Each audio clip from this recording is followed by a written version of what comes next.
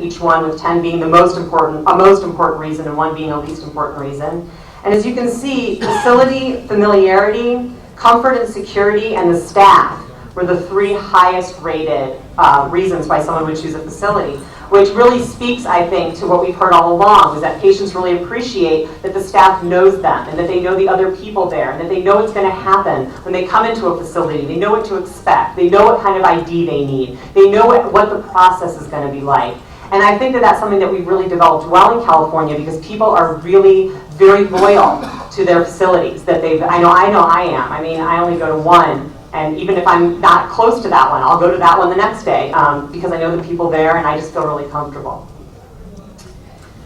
So this is some of the results from the organizational data. I have a lot of patient information, but since this talk specifically is about the cannabis dispensaries, I'm going to focus more on the organizational data. So here are the 7 facilities. NA means not available because I gave the option to not answer any questions that anybody felt uncomfortable with at all. So we have 7 facilities. As you can see, they've been open ranging from 30 months to 150 months. And the number of patients seen per week ranges from 200 to 525 patients per week. And the number of services that are offered ranges from 0, which is a pharmacy model dispensary, to 17 services in addition to dispensing marijuana. These are the documentation needed for entry. As you can see, in most dispensaries, you just need your medical marijuana ID card. However, it was observed in some of the dispensaries that the very first time you visit, you also need to provide a state ID. Other rules I looked at included whether you were allowed to use cannabis on site at all. And as you can see, only 1 out of the 7 you were not, and that was the pharmacy model.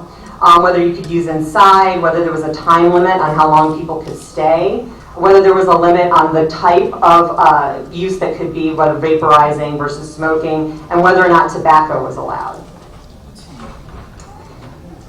And so here is an example of some of the cannabis products and non-cannabis products that are offered. And I think that this is some of the information that's really important to get out to the public, especially when they just have this kind of narrow-minded view of what goes on in medical cannabis dispensaries. Because as you can see, of course, there's the buds, the flowers, and the edibles, but there's also tincture, which people mix in tea, salt, which is topical, butter, peanut butter, hash, and kief, and then non-product cannabis products like coffee and snacks and paraphernalia and t-shirts and books and games and food, and then meals and things like that. Another thing I think is really interesting is who's on staff at some of these facilities. The facilities that I sampled had social workers, counselors, records keepers, legal counsel, security, cooks, and groundskeepers, all working on staff. I know a lot of other facilities have masseuses and acupuncturists that work on staff. A lot volunteer their time. And these are the services offered. Again, I think this is another thing that's really important to get out to the public because as you can see, and this is just the first page of services, besides cannabis dispensing, there is a myriad of services that are being offered. And there's some research on coping styles, and when people have chronic illness, there's basically 2 types of coping styles. There's the style where people really talk about their illness and they really share and vent, and it really surrounds what they're going through. And then there's the coping style where they don't want to think about it. They're tired of thinking about how sick they are. They just want to have fun. They just want to relax. They just want their minds to be on something else for a little while. And one of the things I noticed was that the cannabis facilities really represent both styles of coping strategies. Because you have their groups that are centered around certain illnesses or for certain populations with an illness, such as women or men or veterans. There's groups surrounding issues of addiction, like NA.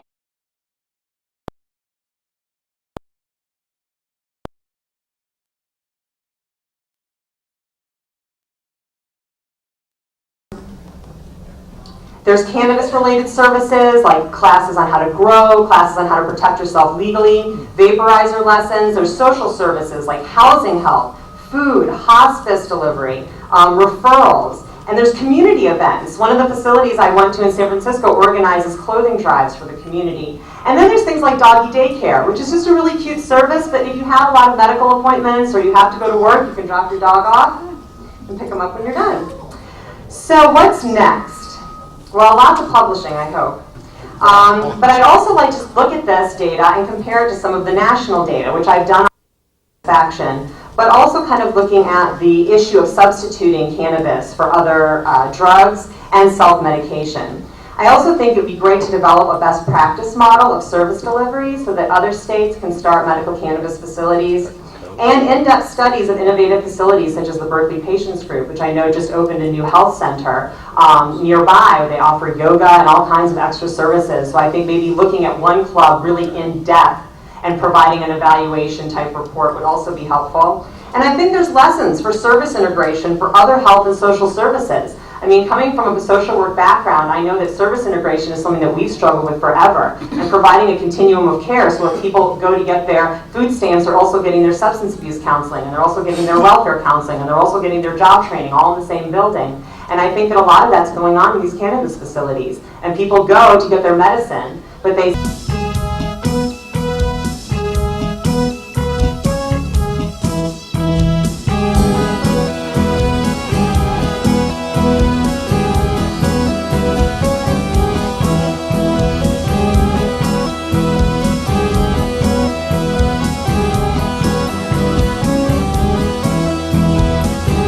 We so happy we alive, we together can survive.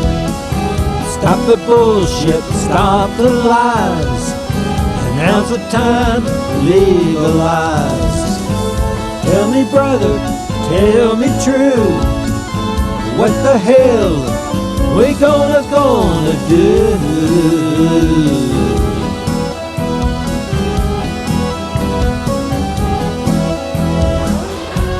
Remember the days we saw purple haze, 1 and 1 is 3. Hey, hey, baby, what you do to me? We so happy, we alive, we together can survive. Mother Nature, heaven sent, don't belong to government. Hey there sister, what's the plan? Do you really understand?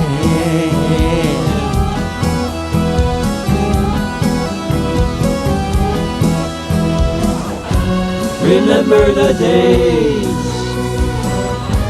we saw purple haze, 1 and 1 is 3.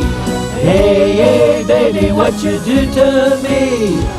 We so happy, we alive, we together can survive. Stop the bullshit, stop the lies, now's the time to legalize. Half the world up in smoke, where on earth can we take the tug?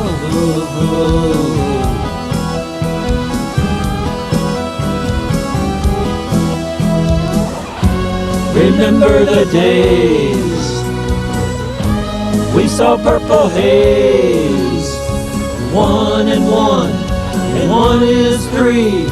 Hey, hey, baby, what you do to me?